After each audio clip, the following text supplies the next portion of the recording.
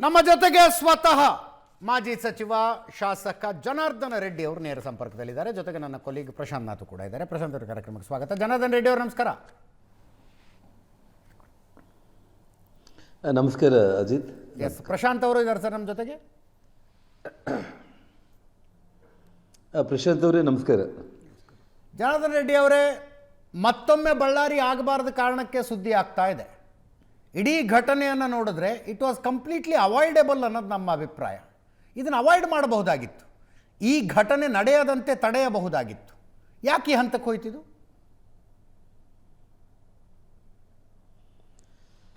ಅಜಿತ್ ಅವರೇ, ಮಧ್ಯಾಹ್ನ 2 ಗಂಟೆ ಸುಮಾರಿಗೆ ನಾನು ಮತ್ತು ನನ್ನ ಶ್ರೀಮತಿ ಗಂಗಾವತಿಗೆ ನಾವು ಹೊರಟಿದ್ದೀವಿ. ನಾವು ಓಕೆ, ಅವತ್ತು ಗಂಗಾವತಿಯಲ್ಲಿ ಚೆನ್ನಬಸವ ತಾತ ಜಾತ್ರೆ ಇತ್ತು. ಆ ಜಾತ್ರೆಗೆ ಹೋಗುವಂಥ ಸಂದರ್ಭದಲ್ಲಿ ನಮ್ಮ ಮನೆ ಕಾಂಪೌಂಡ್ ಒಳಗಡೆ ಬ್ಯಾನರ್ಸ್ ಹಾಕಿದ್ರು. ಓಕೆ, ಕಾಂಪೌಂಡ್ ಒಳಗಡೆ. ಓ ಓಕೆ, ಹೌದು, ಕಾಂಪೌಂಡ್ ಒಳಗಡೆ ರೋಡಲ್ಲಿ ಹಾಕಿದರೆ ಯಾರು ಮಾತಾಡೋ ಅಧಿಕಾರನೇ ಇರಲ್ಲ ಯಾವತ್ತೂ ಕೂಡ. ನಾನು ಅಧಿಕೃತವಾಗಿ ಬಳ್ಳಾರಿಯ ಬ್ರೂಸ್ಪೇಟ್ ಪೊಲೀಸ್ ಇನ್ಸ್ಪೆಕ್ಟರ್ ಮಹಾಂತೇಶ್ ಅನ್ನೋರಿಗೆ ತಿಳಿಸಿ ಆ ಬ್ಯಾನರ್ಗಳನ್ನ ತೆರವುಗೊಳಿಸಬೇಕು, ಮನೆ ಪ್ರಿಮಿಸಸ್ ಒಳಗಡೆ ಹಾಕಿದ್ದಾರೆ ಅಂತೇಳಿ ಅವ್ರಿಗೆ ಫೋನ್ ಮಾಡಿದ ಮೇಲೆ ಇಬ್ಬರು ಪೊಲೀಸರನ್ನ ಕಳಿಸಿ ಅಲ್ಲಿ ನಮ್ಮವರು ನಿಂತ್ಕೊಂಡು ಬ್ಯಾನರ್ಸ್ ಹಾಕಿರುವಂಥ ಕಾಂಗ್ರೆಸ್ ಕಾರ್ಯಕರ್ತರನ್ನು ಕೂಡ ಮಾತಾಡಿ ಬ್ಯಾನರ್ಸ್ ತೆರವುಗೊಳಿಸಿ ಅಲ್ಲಿಂದ ಪೊಲೀಸರು ಮತ್ತು ಕಾರ್ಯಕರ್ತರು 3 ಗಂಟೆಗೆಲ್ಲ ಡಿಸ್ಪರ್ಸ್ ಆಗಿದ್ದಾರೆ. ಸರ್, ಮನೆ ಪ್ರಿಮೈಸಸ್ ಒಳಗಡೆ ಬಂದು ಬ್ಯಾನರ್ ಕಟ್ಟೋದಕ್ಕೆ ಹೆಂಗೆ ಸಾಧ್ಯ ಜನಾರ್ದನ? ಸಾಯಂಕಾಲ ಸಾಧ್ಯ. ನಾನು ನಿಮಗೆ ಬೇಕಾದ್ರೆ ನಿಮ್ಮ ಮೂರ್ತಿಯವರು ಇಲ್ಲಿ ಏನಿದ್ದಾರೆ ಅವರೆಲ್ಲ ಕಣ್ಣಾರ ನೋಡಿದ್ದಾರೆ. ನಮ್ಮ ಮನೆ ಕಾಂಪೌಂಡ್ ಏನಿದೆಯಲ್ಲ, ಕಾಂಪೌಂಡ್ ಹೊರಗಡೆ ನಮ್ಮದೇ ಆಗಿರುವಂಥ ಜಾಗದಲ್ಲಿ ಸಾರ್ವಜನಿಕರು ಬಂದು ಕುತ್ಕೊಳ್ಳೋದಕ್ಕೆ ಗಿಡಗಳೆಲ್ಲ ಬೆಳೆಸಿ ನೀಟಾಗಿ ನಾವು ಮೆಸ್ ಹಾಕಿದ್ದೀವಿ. ಕಾಂಪೌಂಡ್ ಮೆಸ್, ಗೋಡೆ ಅಲ್ಲ, ಮೆಸ್ ಹಾಕಿದ್ದೀವಿ. ಅಂದರೆ ಫೆನ್ಸಿಂಗು. ಆ ಫೆನ್ಸಿಂಗ್ ಒಳಗಡೆ ಬಂದು ರಾತ್ರಿ ಹಾಕಿರುವಂಥದ್ದು. ಸೊ ಪೊಲೀಸರ ಮೂಲಕ ಅದನ್ನು ತೆರವುಗೊಳಿಸಿದ್ದಾರೆ ಮಧ್ಯಾಹ್ನ 2:30 ಅಷ್ಟೊತ್ತಿಗೆ. ಅದಾದಮೇಲೆ ಇವರು ಭರತ್ ಅವರು ಏನು ಮಾಡಿದ್ದಾರೆ, ಸಾಯಂಕಾಲ ನಾವು ಮನೆಯಲ್ಲಿ ಇಲ್ಲ ಅಂತೇಳಿ ಗಂಗಾವತಿಯಲ್ಲಿದ್ದೀವಿ ಅಂತ ಗೊತ್ತಾದ ಮೇಲೆ ಒಂದು 40-50 ಮಂದಿ 6:30-7 ಗಂಟೆಗೆ ಬಂದು ಮನೆ ಹತ್ರ ಚೇರ್ಸ್ ಹಾಕ್ಕೊಂಡು ಕುತ್ಕೊಂಡ್ಬಿಟ್ಟು ಬೇರ್ ಬಾಟಲ್ಸ್ ಓಪನ್ ಮಾಡಿ ಕುಡಿತಾ ಅವರು ಆರ್ಭಾಟ ಮಾಡ್ಕೊತ ನಮ್ಮ ಸೆಕ್ಯೂರಿಟಿ ಅವ್ರಿಗೆ ನಿಮ್ಮ ಮನೆಯಲ್ಲಿ ರೆಡ್ಡಿ ಇದ್ದರೆ, ಜನಾರ್ದನ ರೆಡ್ಡಿ ಇದ್ದರೆ ಕರೀರು ಅಂತಂದರೆ ಎಲ್ಲರೂ ಕೂಡ ಆವಾಗ ಫೋನ್ ಮಾಡಿರೋವಂಥದ್ದು. ಫೋನ್ ಮಾಡಿದ ತಕ್ಷಣ ನಾನು ಮತ್ತೆ ಬ್ರೂಸ್ಪೇಟ್ ಪೊಲೀಸ್ ಸ್ಟೇಷನ್ಗೆ ಫೋನ್ ಮಾಡಿದೆ. ನಾನು ನಮ್ಮ ಹತ್ರ ಎಲ್ಲ ಫೋನ್ ರೆಕಾರ್ಡ್ಸು, ಕಾಲ್ ರೆಕಾರ್ಡ್ಸ್ ಎಲ್ಲ ಇದೆ. DSPಗೆ ಮತ್ತು ಅಲ್ಲಿ ಮಹಾಂತೇಶ್ ಸರ್ಕಲ್ ಇನ್ಸ್ಪೆಕ್ಟರ್ಗೆ ಇನ್ಫಾರ್ಮೇಷನ್ ಕೊಟ್ಟು ಮನೆ ಹತ್ರ ಬಂದು 40 ಮಂದಿ ಕುರ್ಜಿಗಳು ಹಾಕ್ಕೊಂಡು ಗಲಾಟೆ ಮಾಡ್ತಾ ಇದ್ದಾರೆ, ದಯಮಾಡಿ ನೀವು ಇಮಿಡಿಯೇಟಾಗಿ ಮತ್ತೆ ಬರಬೇಕು ಅಂತೇಳಿ ನಾನು ಕಂಪ್ನಿ ದಾಟಿದ್ದೀನಿ, ಇನ್ನೊಂದು 1 ಅವರಲ್ಲಿ ಬಳ್ಳಾರಿಗೆ ರೀಚ್ ಆಗ್ತೀನಿ ಅಂತ ಹೇಳಿದ್ದೆ ನಾನು. ಅಷ್ಟೊತ್ತಿಗೆ ಏನಾಯಿತು, ಪೊಲೀಸರು ಬರೋದು ತುಂಬ ತಡ ಮಾಡಿದ್ರಂತಲೇ ಈ ಸಂದರ್ಭದಲ್ಲಿ ನಾನು ಹೇಳಬೇಕಾಗುತ್ತೆ. ಅಂದರೆ 2-3 ಪೊಲೀಸರು ಮಧ್ಯಾಹ್ನ ಹೇಗೆ ಬಂದರು ಅಷ್ಟೇ ಬಂದರು.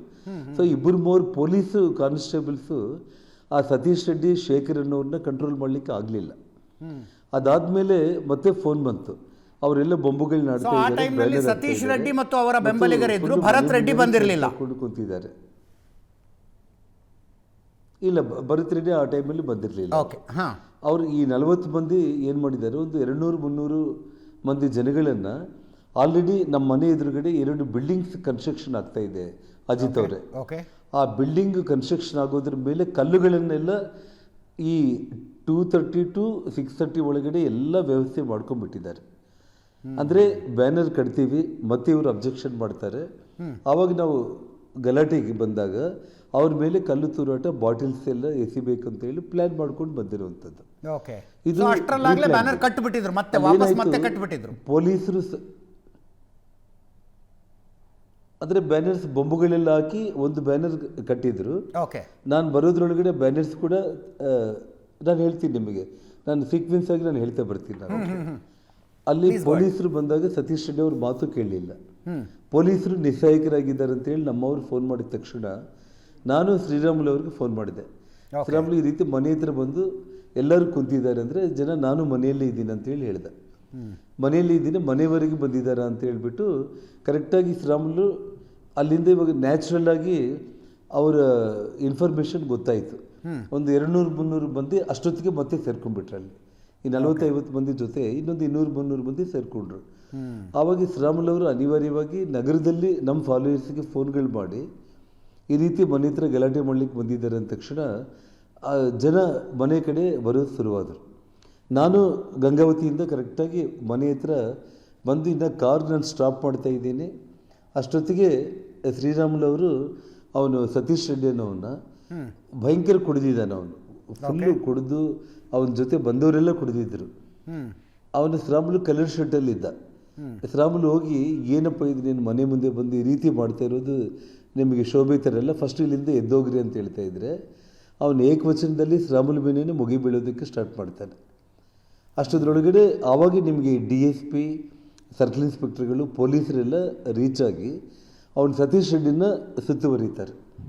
ಇಮ್ಮಿಡಿಯೇಟಾಗಿ ನನ್ನ ಕಾರಲ್ಲಿ ಬಂದು ಇಳಿಯುತ್ತೆ. ಈ ಶ್ರೀರಾಮುಲು ಅವ್ರದ್ದು ಡಿಸ್ಕಷನ್ನು ನನ್ನ ಕಾರ್ ಬಂದಲ್ಲಿ ಮನೆ ಮುಂದೆನೇ ನಾನು ಇಳಿಯುವಂಥದ್ದು. ಅಷ್ಟೊತ್ತಿಗೆ ಫ್ರ್ಯಾಕ್ಷನ್ ಆಫ್ ಸೆಕೆಂಡ್ಸಲ್ಲಿ ಅಜಿತ್ ಅವರೇ, ಫ್ರ್ಯಾಕ್ಷನ್ ಆಫ್ ಸೆಕೆಂಡ್ಸಲ್ಲಿ ಕಲ್ಲು, ಬಾಟಲ್ಸು, ಫೈರಿಂಗು ಶುರುವಾಗ್ಬಿಡ್ತು. ಓಕೆ, ನೀವು ಕಂಪ್ಲೀಟ್ ಎಲ್ಲ ವಿಜುವಲ್ಸು ಮೊಬೈಲ್ಗಳಲ್ಲಿ ಟೈಮಿಂಗ್ ಸಮೇತ ಇರುತ್ತೆ ನಿಮಗೆ. ಇಮ್ಮಿಡಿಯೇಟಾಗಿ ನನ್ನ ಪೊಲೀಸರು, ನಮ್ಮ ಫಾಲೋಯರ್ಸ್ ಎಲ್ಲರೂ ಸೇರಿ ಶ್ರೀರಾಮುಲು ಸಮೇತ ನನ್ನ ಮನೆ ಒಳಗಡೆ ಹೇಳ್ಕೊಂಡು ಹೋದ್ರು. ಏನಂದರೆ ಅದೃಷ್ಟಕ್ಕೆ ಏನು ಅನಾಹುತ ಅನ್ನೋದು ಅವ್ರು ಏನು ಮಾಡಬೇಕಂತ ಬಂದಿದ್ರು ಉದ್ದೇಶ ಇಟ್ಕೊಂಡು ದೇವರು ಅದನ್ನು ಮಾಡಲಿಕ್ಕೆ ಅವಕಾಶ ಮಾಡಿಕೊಳ್ಳಿಲ್ಲ.